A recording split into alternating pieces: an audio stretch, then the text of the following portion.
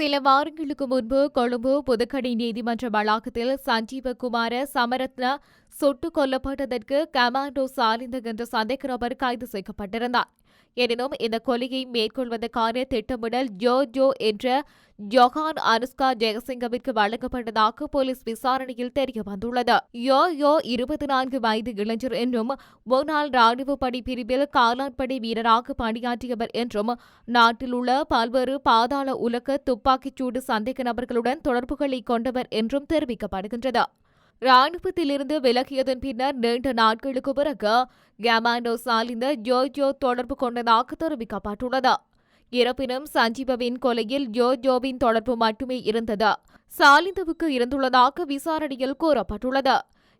Joe கரேமுள்ள விவகாரத்தில் மிகவும் பாதுகாப்பாக வைக்கப்பட்டிருந்ததாகவும் மேலும் துபாயில் உள்ள கெகல்பத்தர பத்மேவின் உறவினர்களால் அவருக்கு தங்குமிடம் மற்றும் உணவு வழங்கப்பட்டதாகவும் தெரிவிக்கப்படுகின்றது.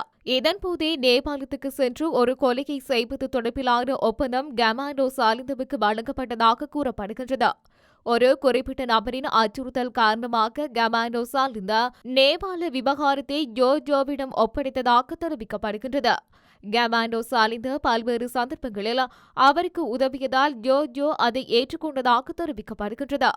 அதன்படி ஜோ நேபாளம் செல்வதற்கான விமான டிக்கெட்டுகள் மற்றும் சாலிந்த முன்பதிவு செய்துள்ளார். மேலும் பயணச் செலவுக்காக அவிஸ்கா தம்மிக்கு 2.5 லட்சத்தை கொடுத்துள்ளதாக கூறப்படுகின்றது.